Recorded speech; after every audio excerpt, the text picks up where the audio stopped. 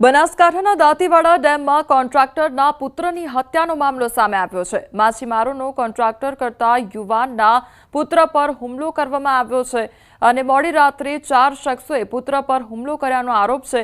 તો 4 શખ્સો પર યુવકને પાણીમાં ફેંકવાનો આક્ષેપ કરવામાં આવ્યો છે।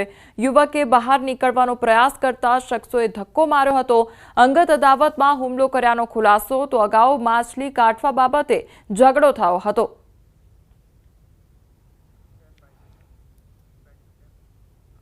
રાજકોટમાં એમ્બરગ્રીસ એટલે કે વહેલ માછલીની ઉલટી સાથે એક શખ્સ ઝડપાયો છે।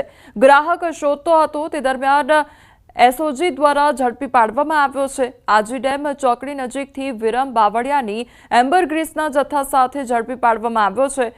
તો ₹49,80,000ની કિંમતનો જથ્થો ઝડપાયો છે। વિરમ અમરેલીના કરિયાણ ગામનો વતની હોવાનું સામે આવ્યું છે। તો એમ્બરગ્રીસનો જથ્થો જીતુ કોળી દ્વારા આપવામાં આવ્યો હોવાનું જણાવ્યું છે।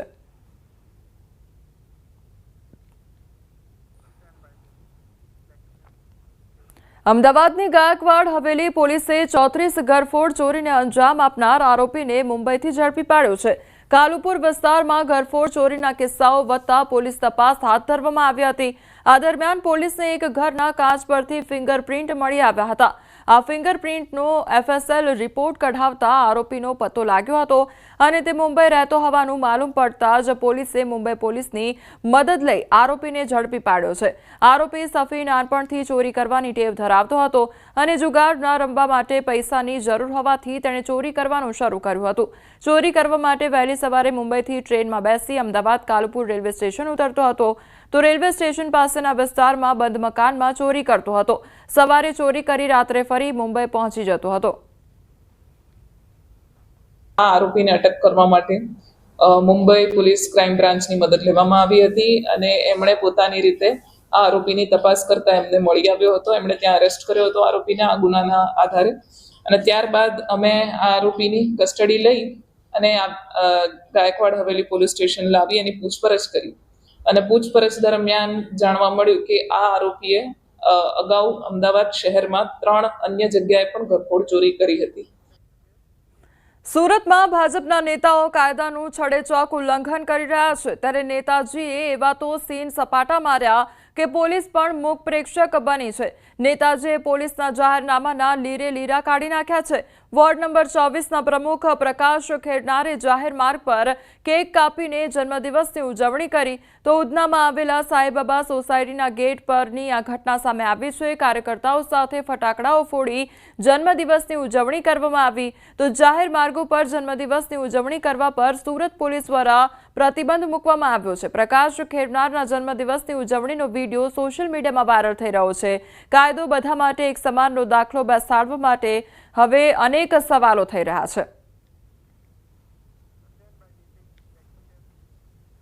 ભરૂચની મનોદિવ્યાંગ બાળકોની શાળા કલરવે સરાહનીય પહેલ કરી છે। શાળાના બાળકોએ આ વર્ષે રોશની પ્રોજેક્ટ અંતર્ગત પોતાના હાથે સુંદર અને કલાત્મક દીવડાઓ તૈયાર કર્યા છે।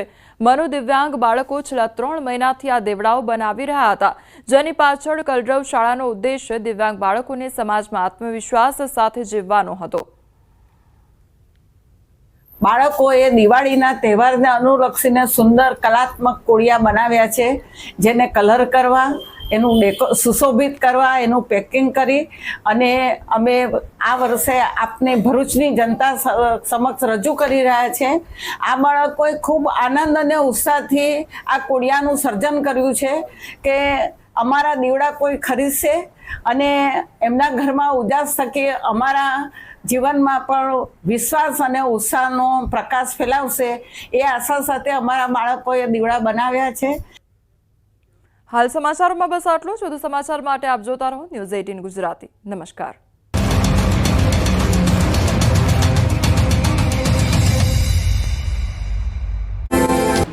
રાજ્યના ખેડૂતો માટે રાહતના સમાચાર આવ્યા છે। ગુજરાતમાં 116 દિવસ સુધી ધબધબાટી બોલાવ્યા બાદ અંતે ચોમાસાએ વિદાય લીધી છે।